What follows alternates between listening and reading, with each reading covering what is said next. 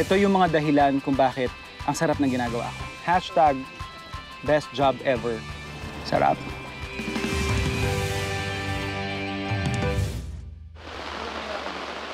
Panahon na naman ang tag-ulan. At kapag ganitong napapadalas ang bad weather, masarap i-enjoy sa bahay ang mga pagkain nagpapainit sa sikmura at pakiramdam. Yan ang ibibida natin sa ating food adventure today. Kasabay ang ilang mga practical at beginner-friendly na mga tips na nakuha natin mula sa ilang farms na nabinisita natin. Una sa mga yan ang napakagandang ideya na nakita natin sa pagbisita natin sa Fork and Spade Farm sa Ibaan, Batangas, kung saan gumagamit sila ng mga napaka-practical na gardening methods para magpatubo ng halaman sa limitadong espasyo. Although malawak na yung kanilang lupain, I think most of us can relate. Hindi naman ganito kalawak yung yard natin to have abundance of plants. So, the next best thing is yung ating urban gardening. Yan, pwede tayong maglagay ng mga halaman sa mga pasu-pasu lang. Ito yung sinasabi natin curry plant. Kung mapapansin nyo, yung dahon, yung puno, kapareho ng itsura ng kamyas. Pag malayo, tapos hindi mo alam na may curry plant, sabihin mo, kamyas yan. But once you get a leaf, punitin mong ganyan, then amuyin mo. Actually, kahit hindi mo na ilapit yung ilong mo yung pungent smell na unique sa halamang ito, alam mo kaagad kung bakit ito magkaiba sa kamyas. Isa sa mga kilalang putahe or specialty ng Batangas ay ang kanilang sinaing na tulingan. And nung naglilibot kami, marami kaming nakita dito na mga ingredients na pwede nating pagsamasamahin. So yun yung naging idea natin dito sa ating susunod na dish, which is ang ating tulingan noodle soup. So fry lang natin yung ating pinaka main ingredient, which is yung ating tulingan, hanggang mag-crispy lang yung labas lang niya. Habang piniprito natin yung ating tulingan, magdudurog lang tayo or ipupure kung may blender kayo ng luya, tsaka ng bawang. Kanina may nakita kaming puno dito ng galanggal. So, kung meron kayo nito, magandang alternative ito sa ating ginger.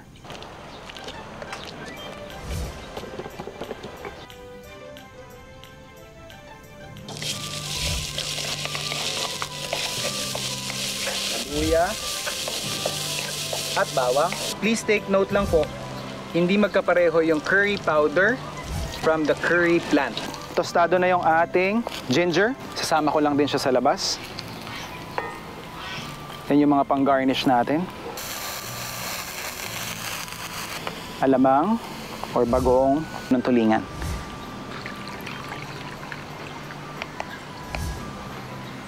Pwede ko nang ilagay yung ating sotanghon.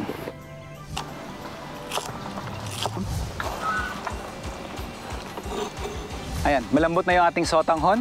Ready na nating ibagsak yung pinakahuli nating ingredient, which is yung talbos ng ating kangkong. Pwede na tayo mag-plate.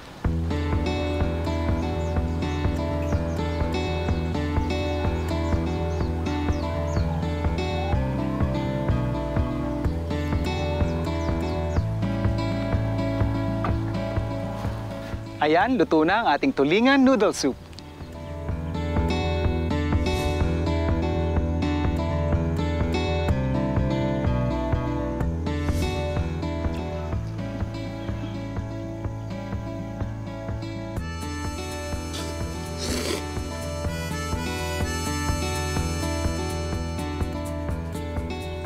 So bago natin patayin yung apoy, ilalagay lang natin yung huli nating pampalasa, which is yung katas or yung guava juice.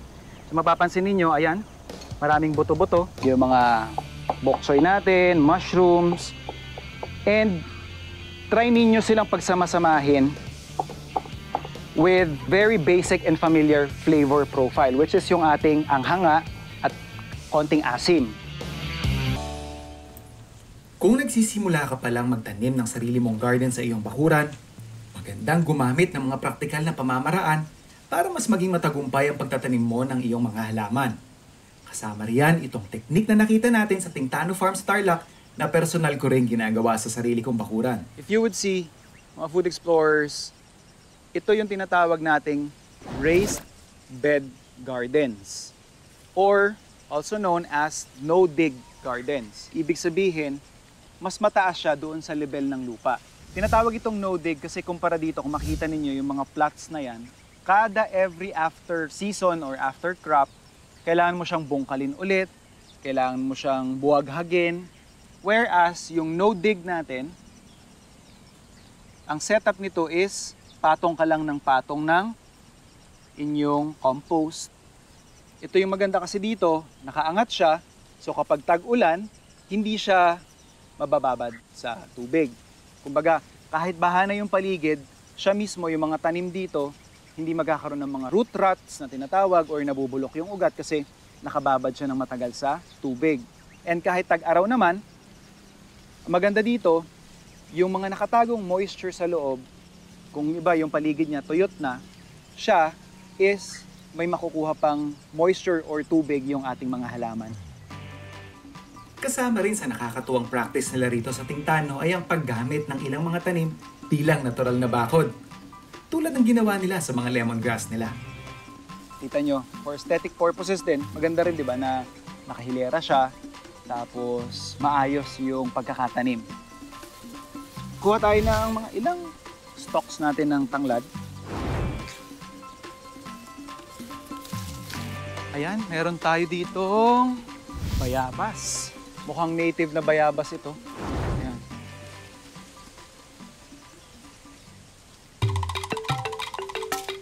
We'll be doing yung bulanglang na version dito sa Tarlac, which is known na sinigang sa bayabas.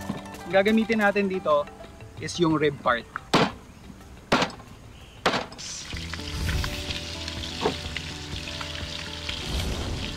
Ito na natin ilagay doon sa ating karne. Sasabay natin ang pagpapalambot.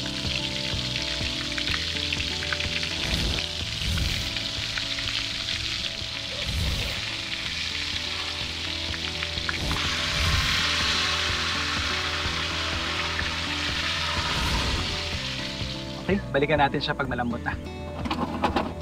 Nakikita natin yung sabaw natin ay nagmantika na. Pwede na rin nating ilagay yung ating gabi. Actually, sa iba, sinasabay ito sa pagpapalambot. But since gusto ko nang hindi siya masyadong durog, ngayon ko pa lang siya ilalagay.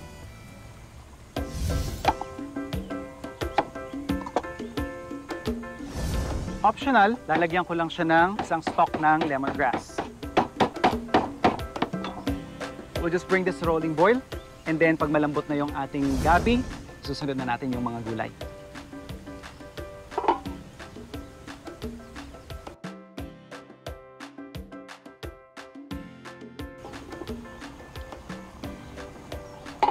Check natin yung ating gabi. Ayan. Since effortless na, pwede na natin isunod yung ating mga gulay. But, let me just remove yung ating lemongrass.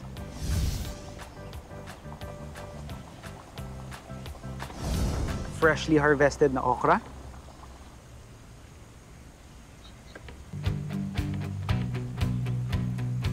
Yung ating sitaw.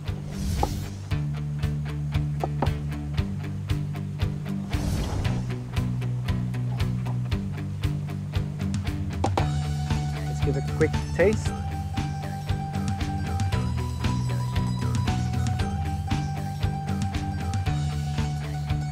Konting alat. So bago natin patayin yung apoy, ilalagay lang natin yung huli nating pampalasa, which is yung katas or yung guava juice. So mapapansin ninyo, ayan, maraming buto-buto. What we can do is, kuha lang tayo ng konting sabaw.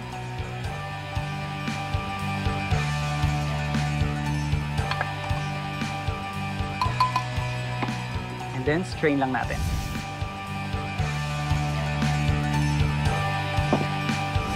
Pwede rin natin buhusan pa ng sabaw para totally na-extract yung lasa.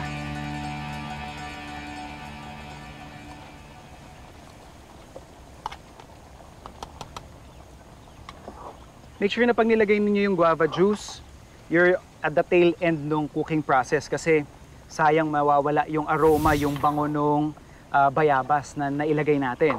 So, That being said, let's turn off the heat. Let's go and plate.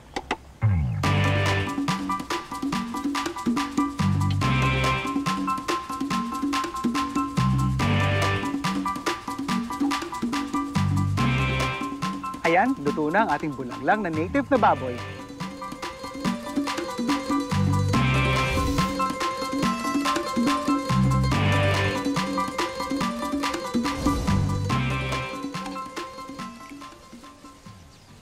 Sarap.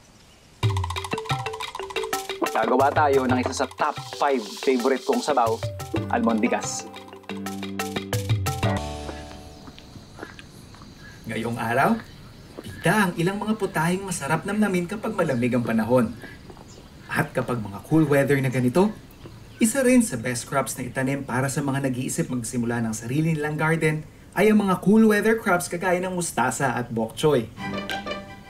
Malaki ang maitutulong ng paghahalo ng compost sa lupang pagtatamnan ng mustasa at bok choy para maging mas maganda ang tubo ng mga dahon nito na maaari mong gamitin sa isang masarap na comfort food recipe.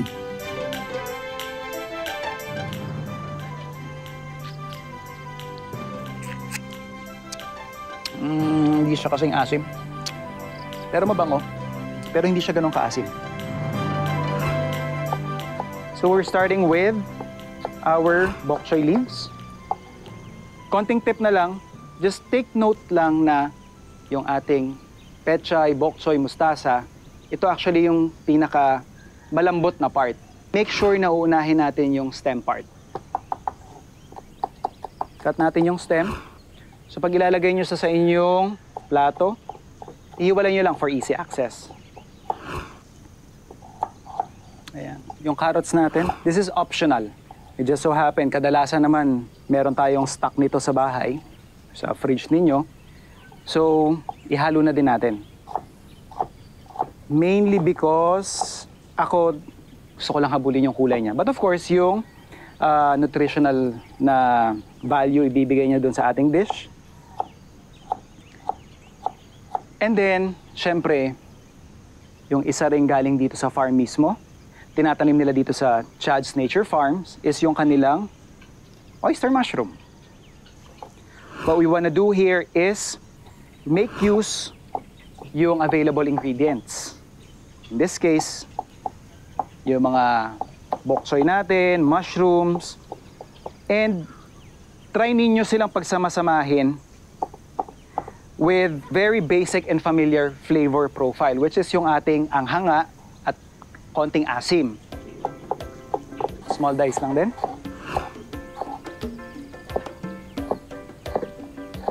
Lagay lang tayo ng konting-konting oil.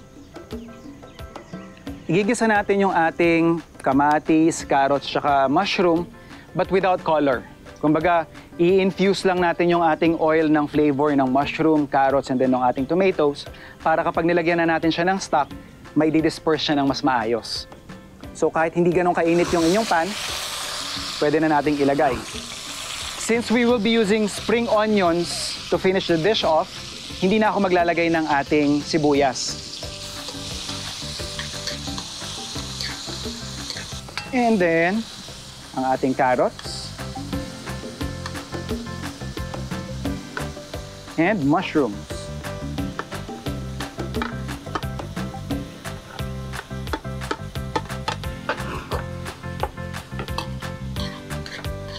If you want to be as close to the traditional recipe as possible, to use white pepper. White pepper po kasi gives a different heat. Hindi siya yung anghang ng sili. Siya yung anghang na mainit sa pakiramdam. So tamang-tama to dun sa panahon na medyo chill lang, maulan, malamig yung panahon, dahil dito sa ingredient na to. Pagkakaiba ng white pepper sa black pepper is basically yung proseso.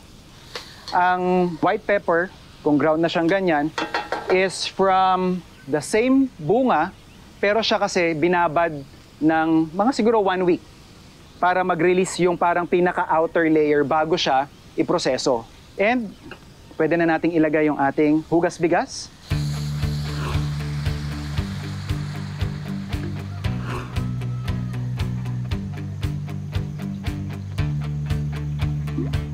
We'll season this with bit of soy sauce.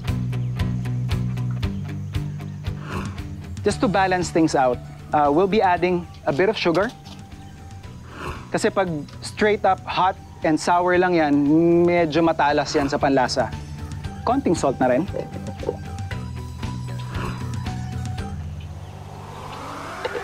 So, pwede ko na siyang kapalan by using our slurry. So we'll just add a bit. And at this point, I'd like to add yung ating stock ng ating mustasa and bok choy.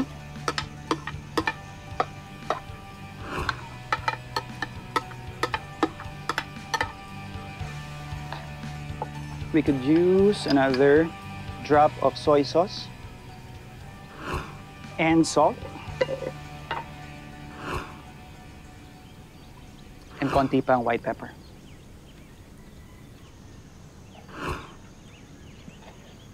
Babagsak lang natin yung egg. Pwede na rin nating ilagay yung ating dahon ng pechay at mustasa. You can turn the heat off. And make sure na when you're adding a souring agent from citrus like calamansi or lime or lemon, you make sure na you add it off heat. Ito yung tamang hagod lang, tamang bahid lang ng lasa. Saktong anghang lang and saktong asim lang. So yun yung pinaka-karakter ng dish na to. And here we are, ready to plate. Paggagamit kayo ng sesame oil, optional lang din naman to. But if you're gonna use one, make sure that you apply it or you add it off heat.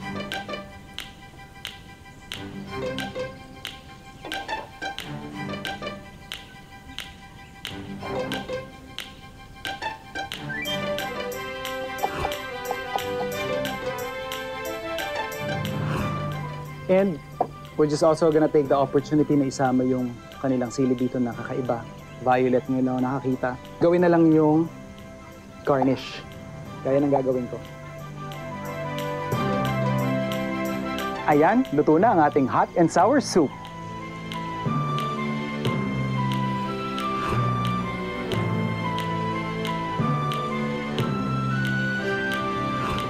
Gagawa tayo ng isa sa top 5 favorite kong sabaw, almondigas.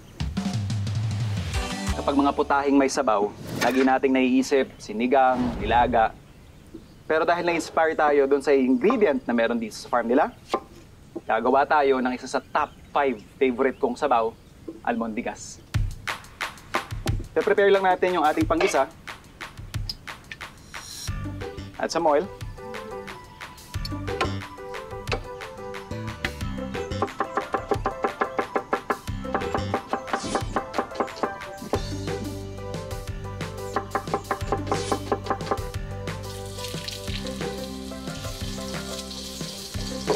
Yan yung ating bawang.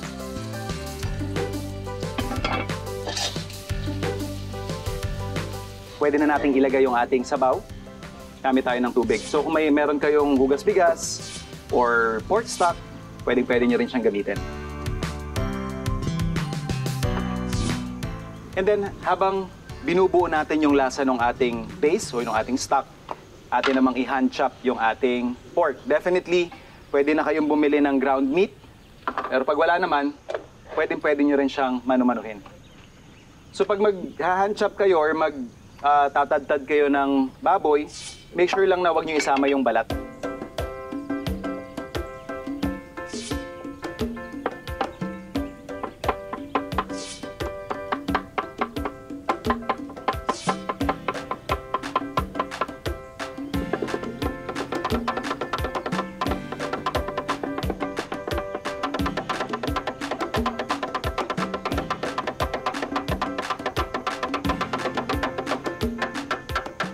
So once na na-hand chop na natin yung ating karne, atin na siyang timplahan. Simple lang, salt and pepper.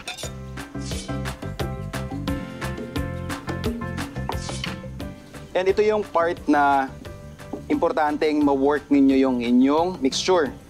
Bali, ang hinahanap natin dito is paste-like consistency.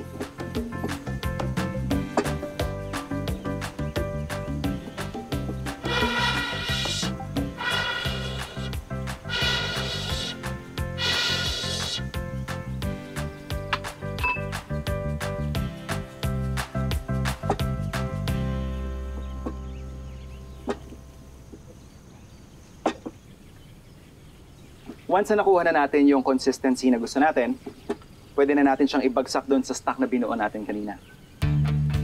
So, kuha lang kayo ng handful ng mixture.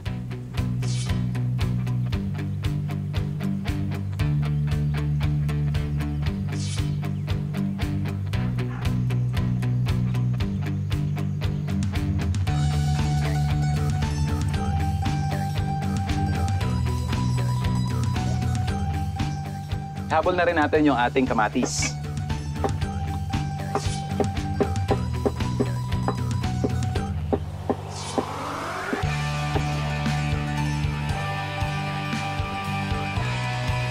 And season na natin siya ng patis. Next up, yung ating na-harvest dito na patola.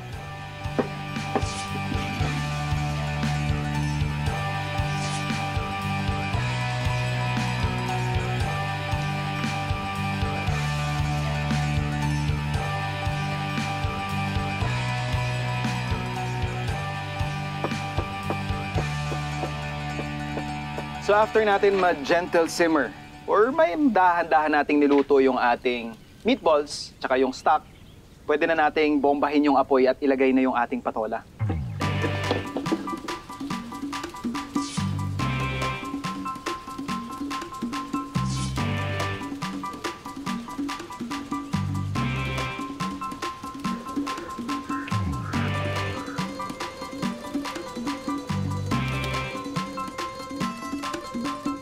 And atin ang ilagay yung ating miswa.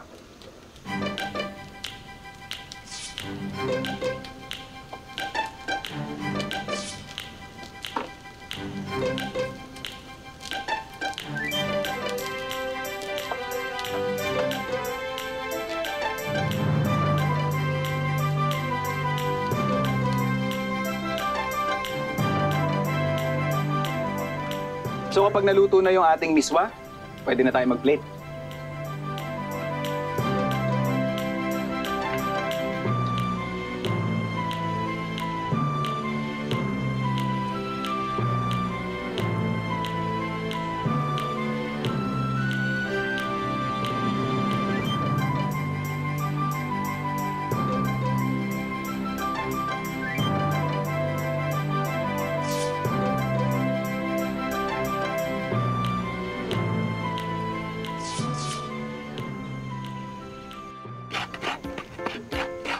Dahil may freshly picked tayong nyog, gawa tayo ng tambong-tambong.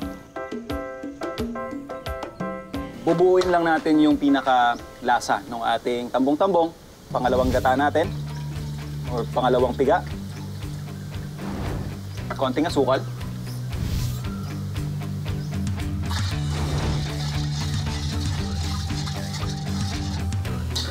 And then isasabay ko na dun sa pagpapalambot or pagpapakulo yung ating saging.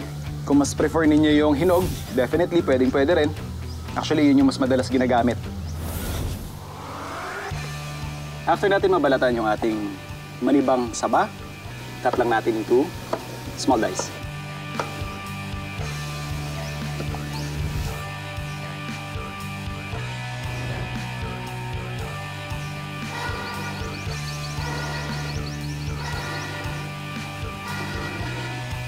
Bali, inuna kong iluto yung saba natin kasi una-una, maniba pa siya.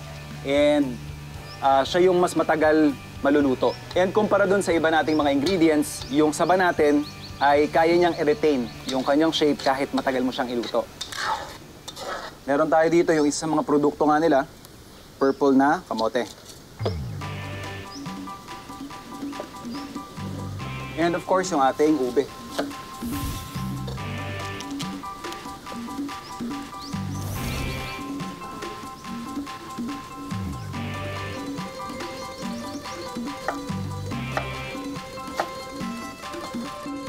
Siyempre, isa rin available na ingredient dito sa farm, yung kanilang gabi.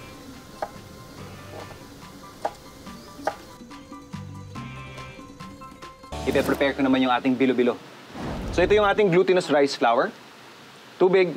Bali, aaybulin lang natin to or tatansyahin.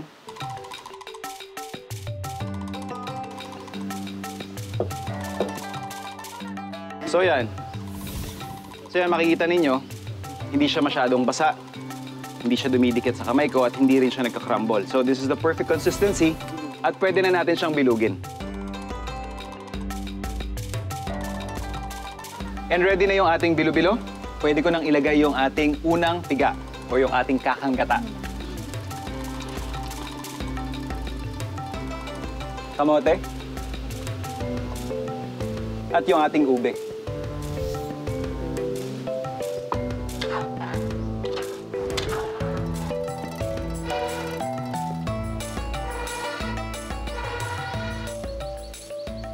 Habang nagsisimmer siya,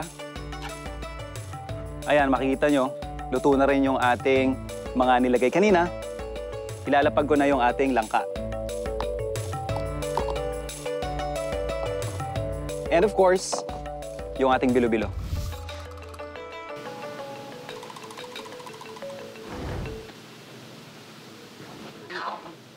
And yan, nakikita na natin yung ating mga bilo-bilo lumutang na. So that's an indication na luto na. And then finally, lalagay natin yung ating cook sago.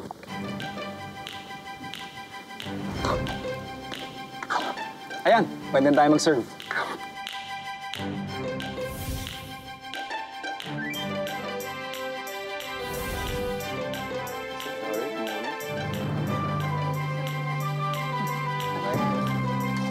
You're welcome. Next. Ay, ube.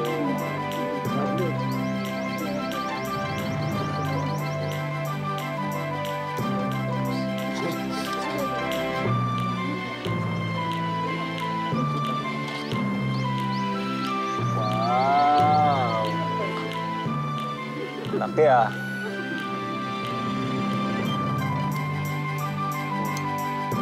Tama na. Tama na. Aba.